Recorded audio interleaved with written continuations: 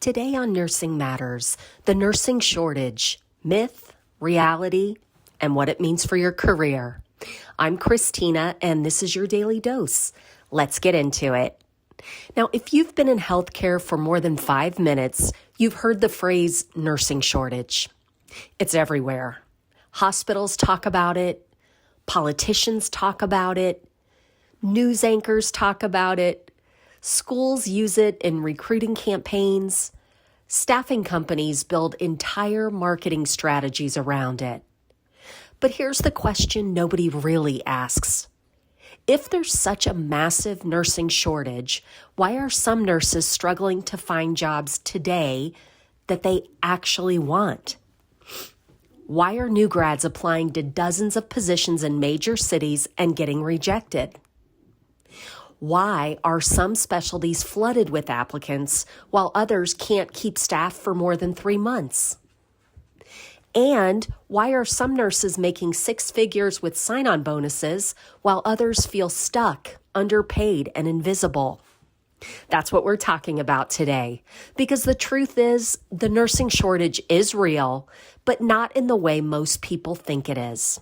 And once you understand that, it completely changes how you should approach your career as a nurse, not emotionally, strategically.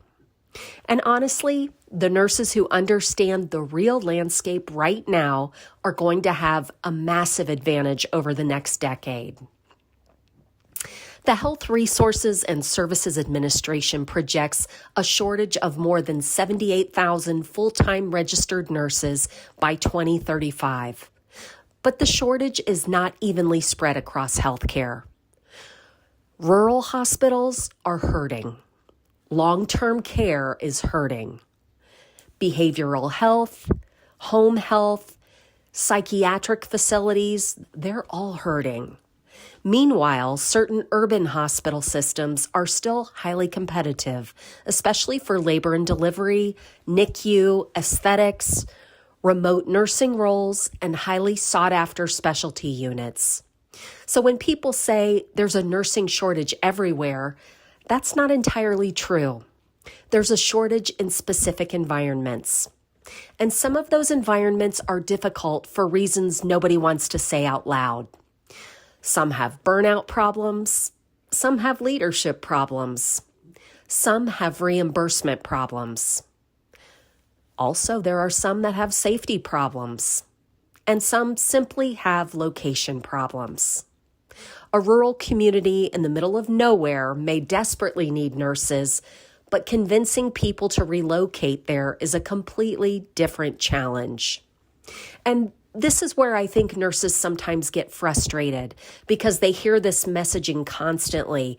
You can work anywhere. Nurses are in demand everywhere. But then they apply to a major hospital in a highly desirable metro area and discover there are 400 applicants for one position. So they start thinking, hey, wait a minute. I thought there was a shortage. And let me be clear, there is. But shortages are market specific.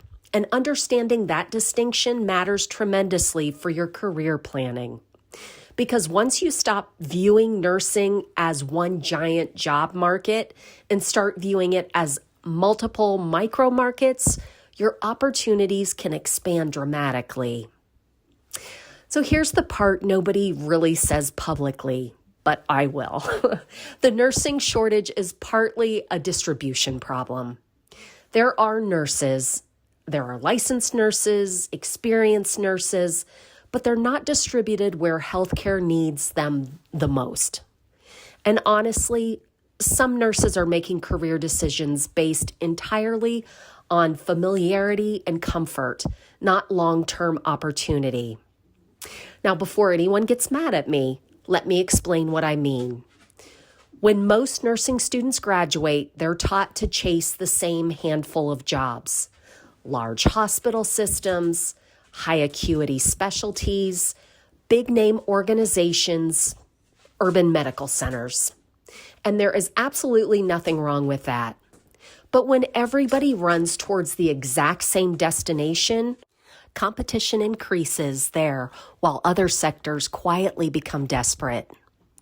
That desperation creates leverage, and leverage changes careers. I've seen nurses completely transform their financial trajectory by being willing to do what others wouldn't. I've seen nurses take positions in underserved communities and end up in leadership roles 5 years earlier than expected.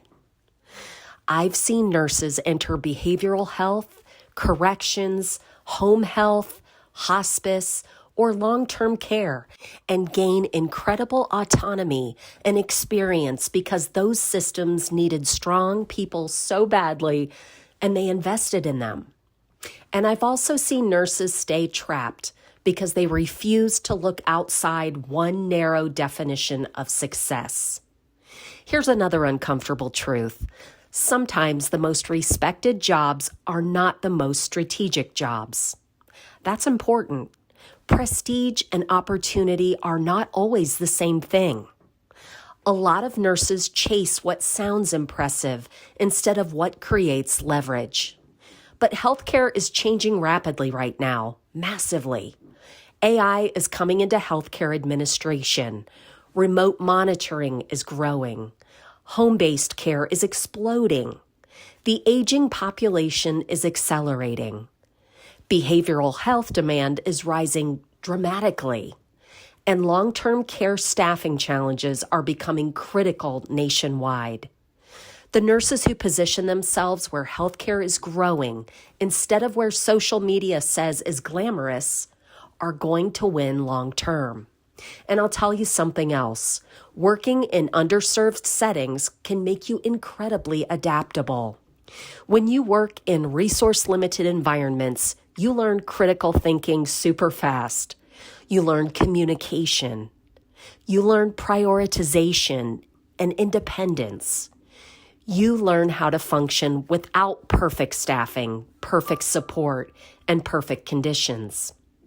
Those skills translate everywhere.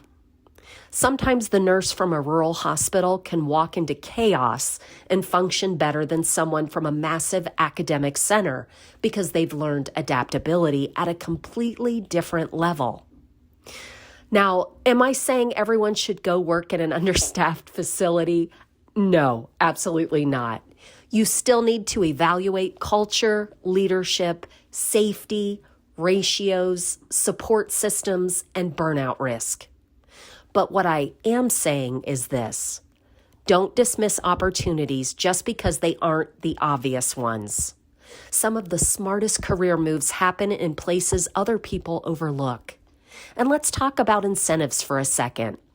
There are organizations right now offering student loan repayment, housing stipends, tuition reimbursement, retention bonuses, relocation assistance, accelerated leadership tracks, cross-training opportunities, and flexible scheduling, simply because they cannot recruit enough nurses. That matters, especially for younger nurses carrying debt, especially for nurses trying to buy homes, especially for nurses trying to create stability for their families. You don't have to build your entire career around one hospital logo. And honestly, I think social media has distorted nursing career expectations just a little. There's this idea that if your job doesn't look aesthetically pleasing online, somehow it's less valuable. And that's nonsense.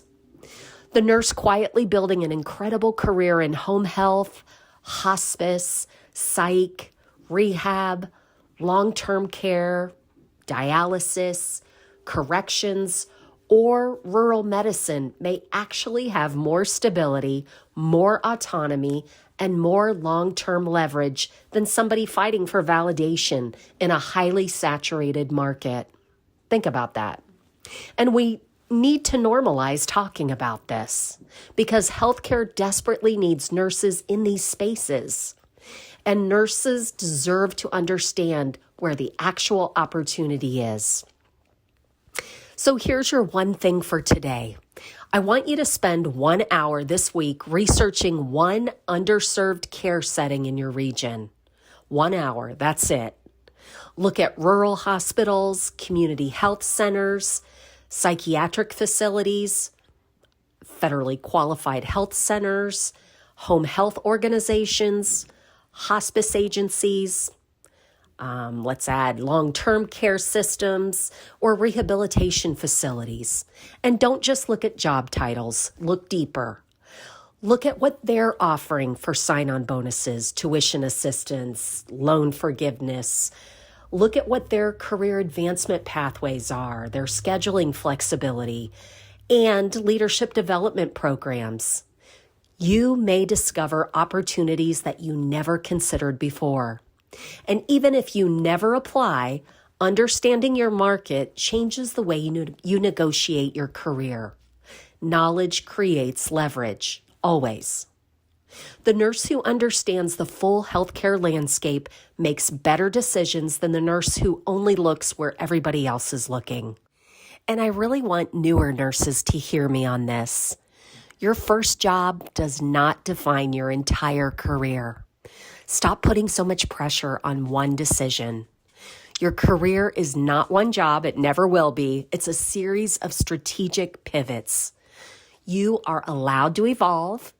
You're allowed to explore. And you're allowed to build experience in unconventional places. And honestly, sometimes the unexpected path becomes the most rewarding one. The nursing shortage is real, but the real story is more nuanced than the headlines. This isn't just about a lack of nurses. It's about where nurses are willing to go, what systems are struggling to adapt, and how healthcare itself is changing.